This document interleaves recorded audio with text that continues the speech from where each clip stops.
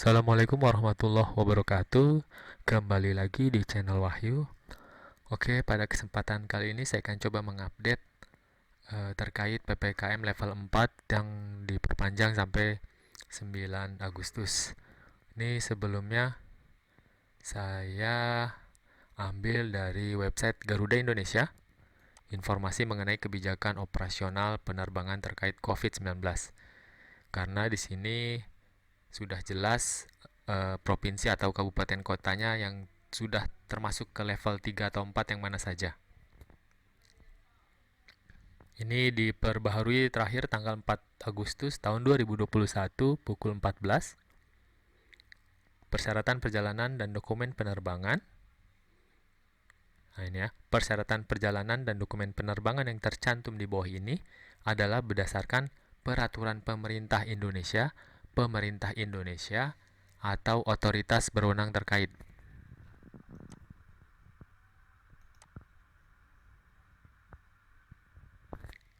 Oke, pertama ini masih sama untuk surat bebas COVID-nya, untuk swab RT-PCR atau rapid test antigennya,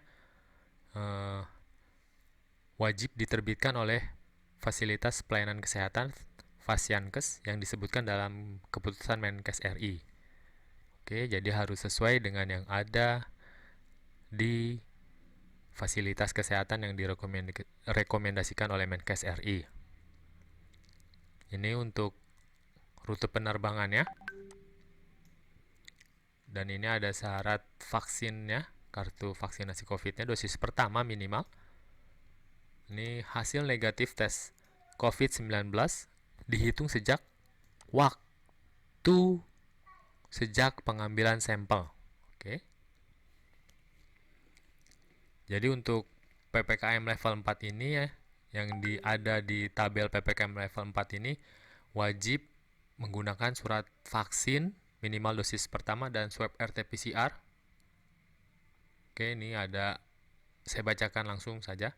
Dari atau ke Balikpapan, Banjarbaru, Batam, Bengkulu, Berau, Jambi, Jayapura, Kupang, Lombok, Makassar, Merauke, Palembang, Palu, Pekanbaru, Samarinda, Tanjung Pinang, Tanjung Pandan, Belitung, dan Timika itu harus menggunakan surat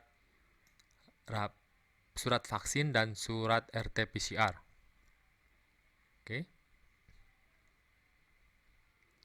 Dari atau ke seluruh Pulau Jawa sama, wajib menggunakan surat vaksin dan swab RT-PCR. Semuanya rata-rata berlaku 2 kali 24 jam. Dari atau ke Pulau Bali masih sama, menggunakan surat vaksin dan swab RT-PCR.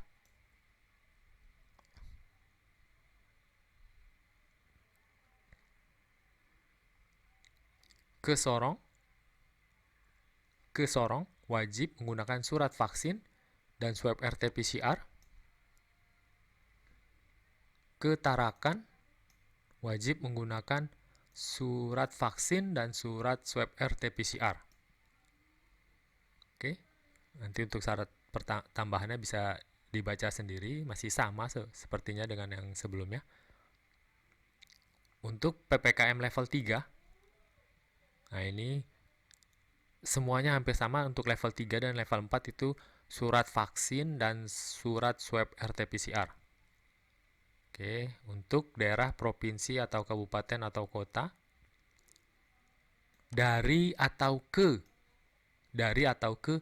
Ambon, Biak, Gunung Sitoli, Kendari, Lampung, Mamuju, Medan, Padang, Pangkal Pinang, Sibolga, dan Ternate wajib menggunakan surat vaksin dosis pertama dan swab RT-PCR 2 kali 24 jam. Ke Nusa Tenggara Timur wajib menggunakan surat vaksin dan swab RT-PCR berlaku 2 kali 24 jam. Ini untuk tujuan Labuan Bajo harus registrasi terlebih dahulu di sini jika kita ingin berwisata.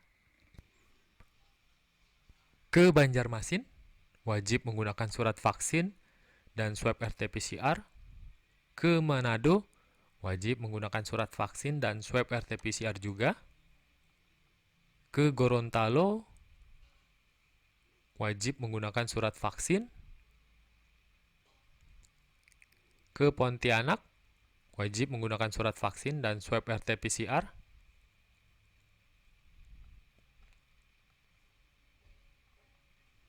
Dari atau ke Palangkaraya, wajib menggunakan surat vaksin dan swab RT-PCR. Ke Manokwari, wajib menggunakan surat vaksin dan swab RT-PCR berlaku 2 kali 24 jam. Dari atau ke Nabire, wajib menggunakan surat vaksin dan swab RT-PCR berlaku 2 kali 24 jam.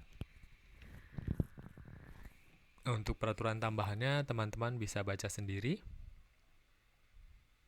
Seperti biasa, untuk peraturan tambahan biasanya untuk swab RT-PCR-nya hasilnya dikirim ke aplikasi EHC, dan barcode-nya nanti bisa dikeluarkan di aplikasi EHC, dan sepertinya akan di daerah tertentu akan ada rapid tes ulang atau acak oleh Pemda setempat dan lain sebagainya.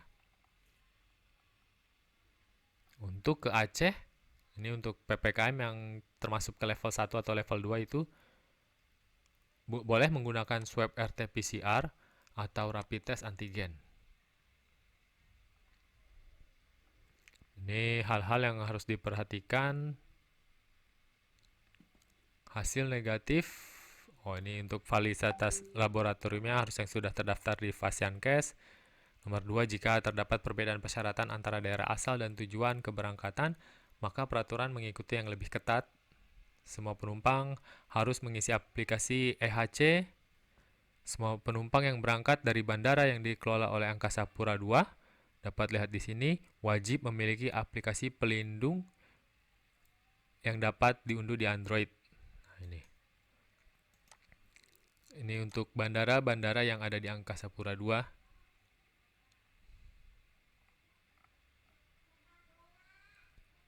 Ini ada 20 teman-teman. Harus menginstal aplikasi Peduli Lindungi. Penumpang berusia di bawah 18 tahun diwajibkan mengikuti persyaratan yang berlaku sesuai daerah tujuan. Penumpang berusia di bawah 12 tahun sementara dibatasi perjalanannya. Penumpang dengan kepentingan khusus yang tidak atau belum divaksin. Nah, ini jika teman-teman ada yang hamil atau menyusui atau habis terkena COVID atau ada penyakit keras, tidak boleh divaksin, wajib melampirkan surat keterangan tidak boleh divaksin dari dokter spesialis. Penumpang yang berangkat dari wilayah yang tidak memiliki fasilitas tes RT-PCR yang dapat menerbitkan hasil dengan waktu singkat dihimbau memastikan kebijakan otoritas bandara keberangkatan dengan menghubungi kantor cabang Garuda setempat. Jadi teman-teman bisa datangi bandaranya terlebih dahulu untuk menanyakan terkait ini.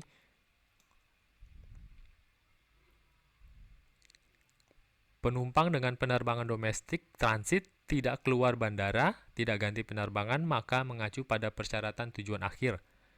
Jika teman-teman transit tidak keluar bandara, itu tetap mengacu pada tujuan akhir.